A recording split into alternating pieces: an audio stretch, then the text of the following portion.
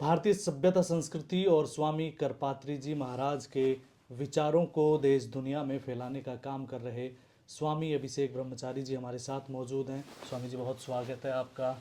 सबसे पहले हम करपात्री जी महाराज के बारे में बात करना चाहेंगे। उनको लेकर कई सारी किस्से कहानियाँ चलती है। सबसे ऐतिहासिक किस्सा कहानी है कि उन्होंने इंदिरा गांधी को श्राप दिया था करपात्री जी महाराज ने। ऐसी क्या परिस्थितियां बन गई थी और उसका परिणति क्या हुआ? स्वामी करपात्री जी महाराज एक उच्च कोटि के महापुरुष थे। दुनिया को शिक्षा देने हेतु भारत भूमि पर आए थे। जैसे भगवान राम कृष्ण आदिकादिक दशावतार हुआ था, दुनिया में भगवान आए थे मनुष्य को मनुष्योचित कर्म सिखाने के लिए, उसी प्रकार स्वामी करपात्री जी महाराज आए थे। जैसा कि है कि गाय हिंदू धर्म में सबसे महत्वपूर्ण विषय माना जाता है। गाय के ही सेवा से भगवान प्रसन्न होते हैं, चाहे उत्तर उत्तर वृद्धि होती है। उसकी रक्षा हेतु स्वामी जी ने आंदोलन किया था। आंदोलनकारियों पर मिसेस गांधी द्वारा गोली चलवाई गई थी, सबको विदित है, मारे गए थे। और मारने के बाद जो जीवित थे उन लोगों को जला दिया गया, गाड़ दिया गया। मैंने बहुत कुकृत्य हुआ मिसेस गांधी द्वारा। महाराज जी उस समय ऐसा चर्चा है कि स्वामी जी ने श्रापित किया था। श्राप दिया था कि नहीं दिया था उस समय हम उपलब्ध नहीं थे, परंतु परिणाम आपके सामने है। मिसेस गांधी इतना बड़ा उनका नाम था, इतनी बड़ी नेता थी, प्राइम मिनिस्टर इंडिया की थी। उनके अंगरक्षकों ने उन पर गोली बरसा दिया और छत बिछत होकर उनका शरीर सामने आया। उनके पुत्र संजय गांधी थे, वो पायलट थे। जहाज़ उड़ाने में उनकी जहाज़ जिस तरह से दुर्घटनाग्रस्त हुई, उनका अंत जिस प्रकार से हुआ दुनिया ने देखा। राजीव गांधी का चित्रा चित्रा उड़ गया कोयम्बटूर में, बचा कुछ नहीं। तो साधु के अवज्ञा का जो फल शास्त्र में विदे साधु अवज्ञा तुरंत भवानी कर कल्याण अखिल की हानि, सबने देखा और उसका परिणाम दुनिया देख रहा है। तो स्वामी जी का एक मांग था, गो हत्या बंद हो, गो हत्या बंद हो। उसी विषय को हम लोग भी मान रहे हैं और सनातन धर्म पुनः स्थापित हो, इसके लिए कर रहे हैं, प्रयत्नशील हैं, प्रयास कर रहे हैं।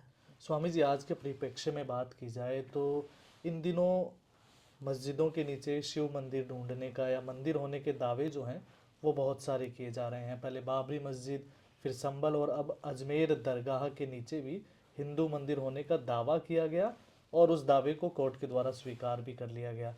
क्या इस तरह से धार्मिक उन्माद बढ़ता है या फिर इसके पीछे आप क्या सोचते हैं? देखिए, अगर दावा कोई कर रहा है, जैसे हमने दावा किया कि आपका घर हमारा है, तो दावा करने से तो हो नहीं जाता है, सत्यता का जांच होना चाहिए। अगर बाबरी मस्जिद में कहीं ना कहीं हिंदू मंदिर का तलाश किया गया तो उसका परिणाम निकला, सुप्रीम कोर्ट ऑफ इंडिया ने निर्णय दिया और बताया कि नहीं, वो राम मंदिर था, राम मंदिर है और राम मंदिर वहाँ बन गया। उसी प्रकार अगर कोई दावा कर रहा है कि संभल में मंदिर के नीचे सर्वे होना चाहिए, तो लोगों को स्वेच्छा के साथ उस सर्वे का समर्थन करना चाहिए। इसलिए समर्थन करना चाहिए कि अभी तो जांच एजेंसी इसीलिए बनाया गया है, कोर्ट इसीलिए बनाया गया है कि अगर किसी को लग रहा है कि हमारा अधिकार जा रहा है, कोर्ट से कहता है, कोर्ट उसका जांच करता है, तथ्य अगर सही मिलता है तो उसको सुपुर्द करता है। उसी प्रकार संभल में अगर मस्जिद का सर्वे हो रहा है तो होने देना चाहिए, प्रमाण मिलेगा, उसके बाद कोर्ट में बहस, उस निर्णय तो बाद में आएगा। जब सर्वे में भी इतनी छनछनाहट और घबराहट हो रही है तो कहीं ना कहीं जो दावा कर रहा है उसके पक्ष को मजबूती मिल रहा है। तो जांच एजेंसियों का काम है जांच करना, तो जांच के परिणाम स्वरूप जो आएगा तो उसको मानना पड़ेगा। जांच तो इसीलिए ईडी, सीबीआई, चाहे जो भी कंपनी बनी है, जांच एजेंसी बनी है, जांच के लिए बनी है। तो जो सही है उसका किसी प्रकार से जांच हो तो उससे क्या परेशानी है। अन्ना हजारे पर ईडी जाएगी तो क्या हो जाएगा, वो जांच के लिए तैयार है। उसी तरह जो भी व्यक्ति हैं, मोदी जी पर ईडी सीबीआई कितना ना शिकंजा कसा, वो सही है। आज देखिए भारत के शेर बने हुए हैं। तो जो भी व्यक्ति सही होगा तो ईडी, सीबीआई और सर्वे से क्यों डरेगा। सर्वे काम है, उसका काम होता रहेगा। संभल में जो हुआ, सर्वे के लिए टीम जाती है, मुस्लिम समाज के लोग इकट्ठे होते हैं और फिर पत्थरबाजी और कई लोगों की जान चली भी जाती है और अभी भी उसको लेकर देश भर में कई सारे बवाल हो रहे हैं, किस तरह देखते हैं आप? अभी हमने आपको बताया कि अब उन्माद करने का कोई विषय नहीं, हम आप बैठे हम आपको चाटा मार दे तो फिर आप अपना बचाव करने लगेंगे। तो उन्माद का कोई विषय तो होता नहीं है, झगड़ा का कोई रीजन तो होता नहीं है। अब हम झगड़ा पर आमादा होंगे तो किसी भी तरह से झगड़ना शुरू कर देंगे। तो सर्वे कोर्ट ने आदेश दिया है, प्रशासन सर्वे कर रही है, तो उसमें झगड़ा का कोई प्रश्न और तथ्य तो दिखाई नहीं देता है। परंतु झगड़ा करने वाले लोगों को आप मना तो कर नहीं सकते हैं, और जब वो झगड़ा करेंगे तो उसके लिए प्रशासन रुक भी नहीं चाहिए, रुकना भी नहीं चाहिए। अगर ये देखे कि वहाँ झगड़ा हो रहा है तो प्रशासन अपना काम छोड़ दे, कोर्ट अपना काम छोड़ दे, यह भी उचित नहीं है। इसलिए हमको लगता है कि जो भी उन्माद कर रहे हैं ये लोग अराजक तत्व हैं, इनको तत्काल जेल में बंद करना चाहिए और न्यायिक प्रक्रिया द्वारा जो भी आदेश हो उसका पालन करना चाहिए। इस चीज़ को लेकर जब मस्जिद के नीचे मंदिर ढूंढने की बात होती है, दावे होते हैं, राष्ट्रीय स्वयंसेवक संघ के जो माननीय सरसंघ चालक जी हैं मोहन भागवत जी, उनका एक बयान याद आता है कि हिंदू को अब हर मस्जिद के नीचे मंदिर ढूंढना बंद कर देना चाहिए।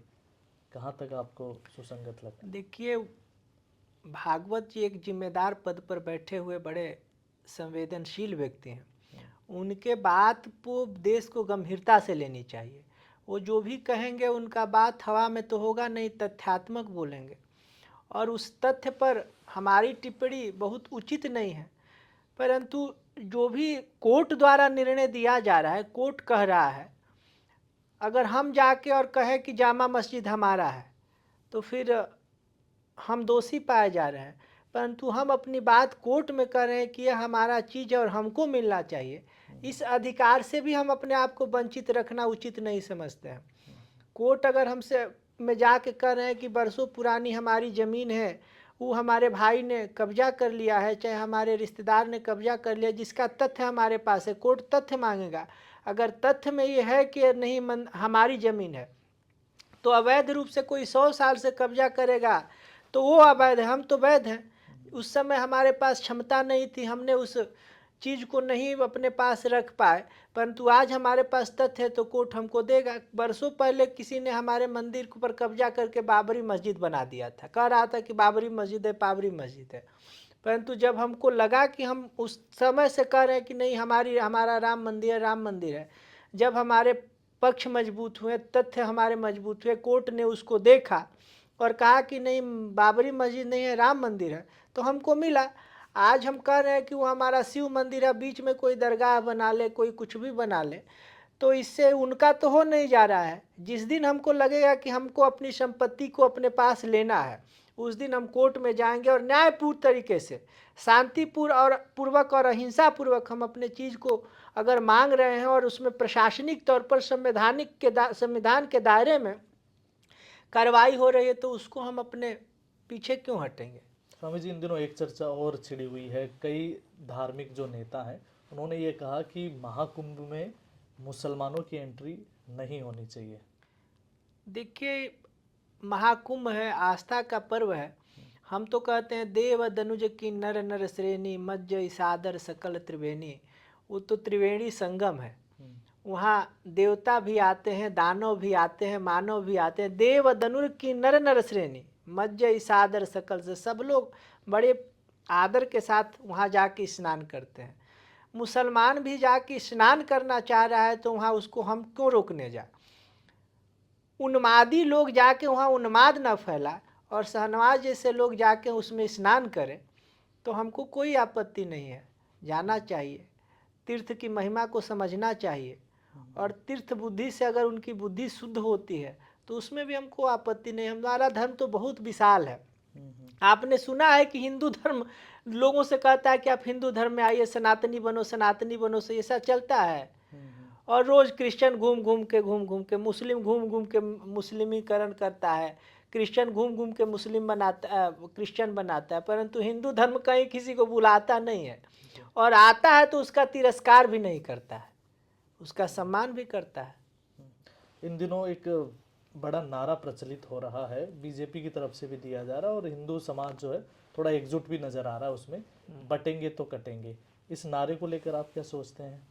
नहीं, एक और नारा है, एक रहेंगे सेफ रहेंगे। एक है तो सेफ है। हाँ, हम क्यों कटने जाए, हमको तो एक रहना है, सेफ रहना है। हम क्यों बटने और कटने की बात करने, कटना हमारा हिंदू शब्द का कोई द्योतक नहीं है। हम एक हैं, सेफ है।